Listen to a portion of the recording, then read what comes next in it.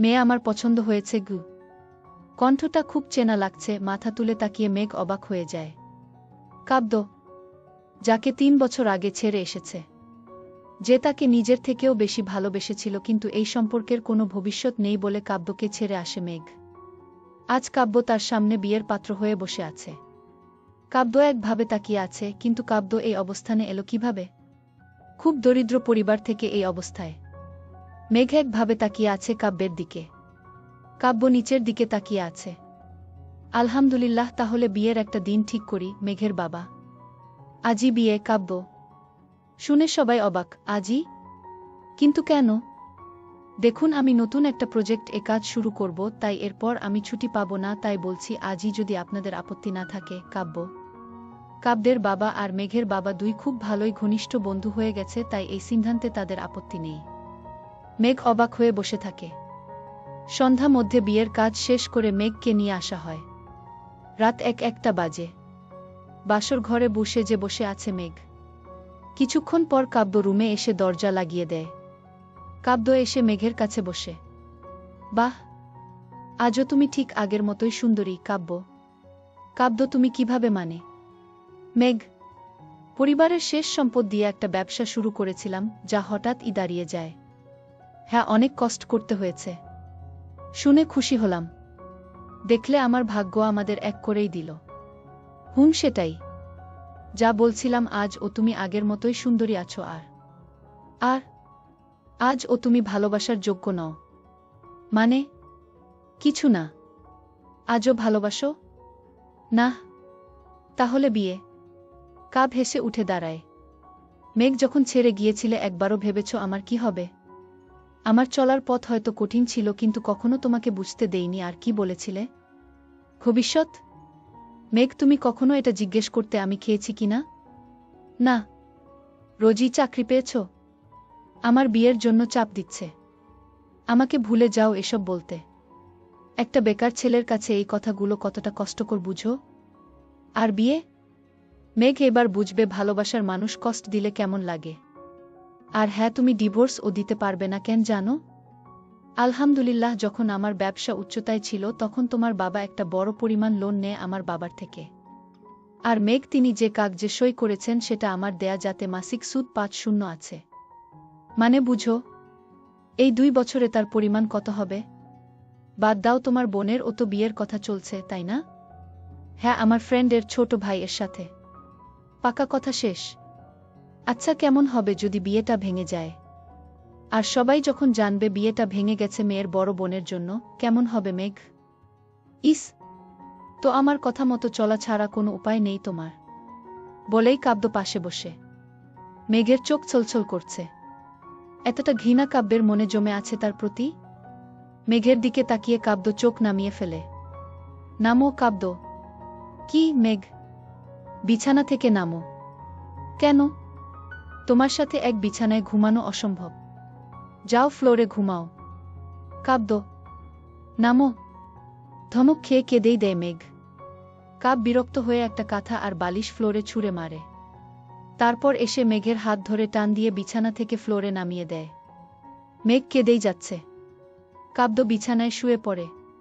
মেঘ কেঁদেই যাচ্ছে। কাব্য বিরক্ত হয়ে উল্টো দিকে ফিরে শুয়ে পড়ে। মেঘ বুঝতেই পারছে না কাব্য এসব কেন করছে। মেঘ শুয়ে পড়ে। কান্না থামছেই না। বালিশে মুখ চেপে কান্না করছে মেঘ। হঠাৎ কাব্য উঠে বসে। এসব নাটক বন্ধ করে আমাকে ঘুমাতে দিন। কাব্য। ধমক খেয়ে মেঘ চুপসে যায়। কাব্য শুয়ে পড়ে। কাব্য আবার উঠে বারান্দায় চলে যায়।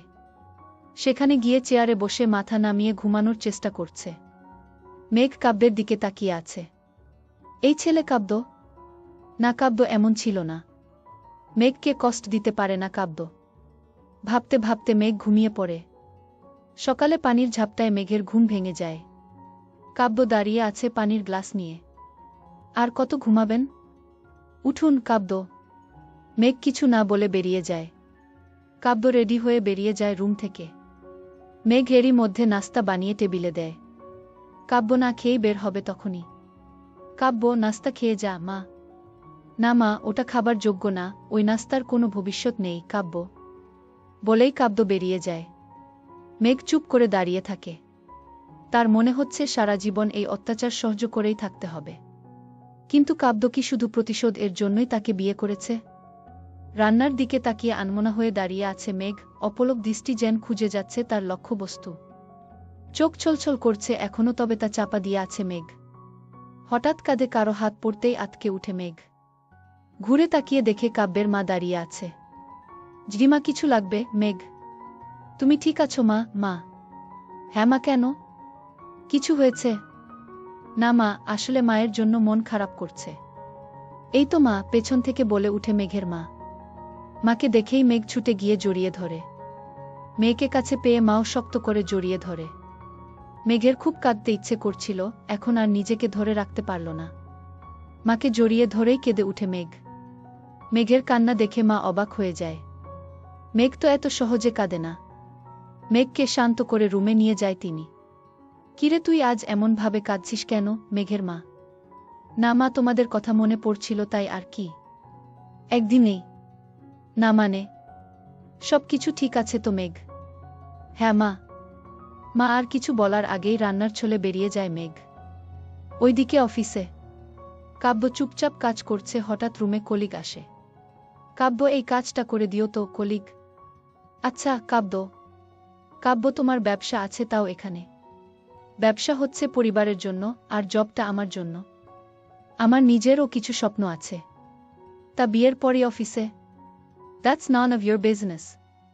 Of cool. কলিগ চলে যায়। কাব্য আবার কাজে মন দেয়। বিকেলে কাজ শেষ করে কাব্য বের হয়। বাইকে উঠেই খেয়াল করে রাস্তার ওই পাশে একটা ফুলের দোকান। কাব্য বাইক থেকে নেমে দোকানটার সামনে দাঁড়ায়। রজনীগন্ধার একটা গুচ্ছ কিনে নেয়। বাইকের কাছে গিয়েই থমকে দাঁড়ায় কাব্য। ফুল? কার জন্য? ওই মেয়ের জন্য? এত সহজে? না, আগে নিজের কাজের ফল ভোগ করবে। ফুলের গুচ্ছটা ফেলে দেয় রাস্তায়, তারপর বাইকে উঠে ছুটে যায় কাব্য।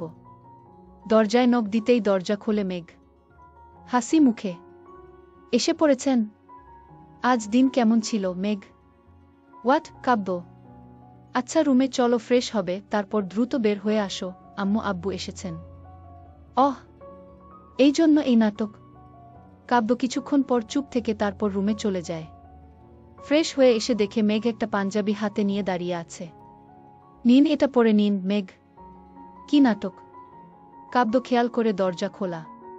কাব্য গিয়ে দরজা আটকে দেয় আর মেঘের হাত ধরে টান দিয়ে বারান্দায় নিয়ে যায়। কি নাটক শুরু করলে এসব কাব্য? দেখো, আব্বু আম্মু আসছে, আর আমি চাই না তোমার আমার ব্যাপারটা উনারা জানুক। উনাদের কষ্ট দিতে চাই না। সেটা আমার জানার ব্যাপার না। এই অনুরোধটা রাখো। ঠিক আছে। কাব্য পাঞ্জাবি নিয়ে চলে যায়। কিছুক্ষণ পর বেরিয়ে আসে। সামনের রুমে বসে আছে। কাব্য আসতেই মেঘের বাবা তাকে জড়িয়ে ধরে। কেমন আছো বাবা? মেঘের বাবা: জবি ভালো, আপনারা কেমন আছেন? কাব্য: হ্যাঁ, আমরাও ভালো, আমার মেয়ের ভাগ্য ভালো তোমাকে পেয়ে। কাব্য কিছু বলল না। তুষার, এদিকে আয় মা। মায়ের ডাক শুনে রান্নাঘরে যায় কাব্য। হ্যাঁ মা। কাব্য: উনারা বলছে পরশু মেঘকে নিয়ে উনাদের বাসা থেকে একটু ঘুরে আসতে। মা: কিন্তু মা, আমার সময় হবে না। যেতে বলেছি। ঠিক আছে, ওকে পাঠিয়ে দাও। তুই ও যাবি? কাব্য কিছু বলল না। সে রাতে খাবার শেষ করে মেঘের বাবা মা ফিরে যায়। মেঘ রুমে গিয়ে ফ্লোরে বিছানা বানাতে থাকে। তারপর শুয়ে পড়ে। হঠাৎ তার গায়ে পানির ঝাপটা লাগে। লাফিয়ে উঠে দেখে কাব্য পানির গ্লাস নিয়ে দাঁড়িয়ে আছে, আর তার বিছানার এক অংশ ভিজে গেছে। ইস, ভুলে পানি পড়ে গেল। তুমি এক কাজ করো, সোফায় ঘুমিয়ে পড় আজ। কাব্য। মেঘ কাব্যের দিকে তাকিয়ে আছে অবুঝের মতো। কাব্য তাকে কেন এভাবে টর্চার করছে? গুটি গুটি পায়ে সোফায় গিয়ে শুয়ে পড়ে মেঘ। ক্লান্তিপর শুয়েই ঘুমিয়ে পড়ে মেঘ। কাব্য মেঘের দিকে মুখ করে শুয়ে পড়ে। মেঘের মুখের দিকে তাকিয়ে মনের ভেতরটা কেমন একটা করে উঠে। নিজেকে সামলে রাখাটা কষ্টের। ভালোবাসার মানুষটার প্রতি যদি ঘৃণা জন্মে তা অনেক ভয়ানক হয়ে উঠে। মেঘের দিকে তাকিয়ে দেখতে দেখতেই ঘুমিয়ে পড়ে কাব্য। সকালে মেঘের চিৎকারে ঘুম ভেঙে যায় কাব্যের। আতকে উঠে দাঁড়ায়। কি হলো মেঘের?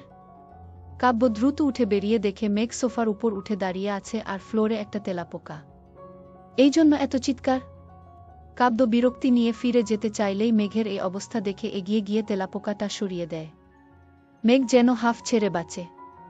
কিন্তু তখনই ঘটল বিপত্তি। শাড়িতে পা পেঁচিয়ে মেঘ পড়ে যায় আর পড়বে তো পড়বে, সিরিয়ালের মতো কাব্যের কোলেই পড়ে। কাব্য বোকার মতো তাকিয়ে আছে। মেঘ দ্রুত নিজেকে সামলে উঠে দাঁড়ায়। কাব্য ও দ্রুত রুমে চলে যায়। রেডি হয়ে অফিসের জন্য বেরিয়ে যায়। অফিসে ঢুকেই কেবিনে গিয়ে দেখে টেবিলের উপর সাদা গোলাপ এর একটা গুচ্ছ রাখা। কাব্য অবাক হয়ে চেয়ারে বসে ফুলগুলো হাতে নেয়। এই ফুল? জাবেদ। কাব্য। তার কলিগ এগিয়ে আসে। হ্যাঁ কাব্য, জাবেদ। এই ফুল আমি রেখেছি। গলার শব্দ শুনেই দরজার দিকে তাকায় কাব্য। দরজার সামনে দাঁড়িয়ে আছে নীল শাড়ি পরে নিশি। নিশি বসের মেয়ে। বলতে গেলে কলেজ থেকেই কাব্য চেনে। কাব্যের সাথে কথা হয় অফিসে আসার পরেই। অল্প সময়েই কাব্যকে ভালোবেসে ফেলে। সব কাজে সাহায্য করে। কাব্যের হঠাৎ বিয়ের কথা শুনে অনেক কেঁদেছিল, কিন্তু জাবেদের থেকে জানতে পারে কাব্যের তার বউয়ের প্রতি কোনো আগ্রহ নেই। আর হয়তো খুব জলদি ডিভোর্সও হয়ে যাবে। নিশি তুমি? কাব্য। কেন দিতে পারি না নিশি। পারো। জাবেদ একটু বাইরে যাবে?